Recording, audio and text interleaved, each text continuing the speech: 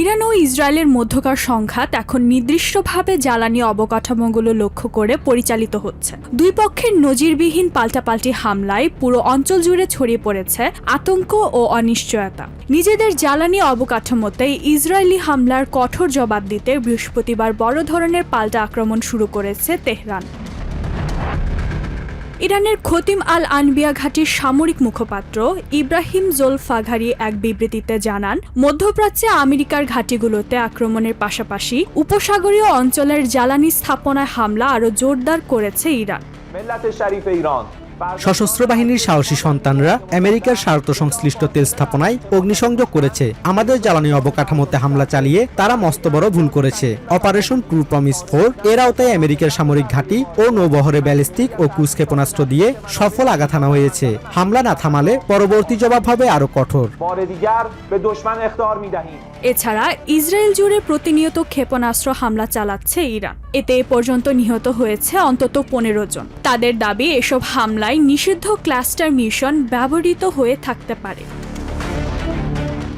এই পরিস্থিতিতে ক্ষতিগ্রস্ত কাফর কাশেম শহর পরিদর্শন করেন ইসরায়েলের প্রেসিডেন্ট আইজ্যাক হারজগ। এ সময় তিনি ইসরায়েল এবং ওয়েস্ট ব্যাংকের বেইত আওয়াই সেলুনে নিহত প্যালেস্টিনিয়ান নারীদের প্রতিও সমবেদনা জানান। ইরানের এই ক্ষেপণাস্ত্রগুলো মুসলিম, খ্রিস্টান বা ইহুদি কাউকেই আলাদা করে দেখছে না। কাফর কাসেমের মতো আরব শহরগুলোতেও তারা ক্লাস্টার বোমা ফেলছে। গতরাতে ইরানি ক্ষেপণাস্ত্রের আঘাতেই হেব্রুনের কাছে প্যালেস্টিনিয়ান পরিবারের 3 নারী প্রাণ হারিয়েছেন। এই অশুভ শক্তিকে রুখতে এখন বিশ্বজুড়ে ঐক্য প্রয়োজন।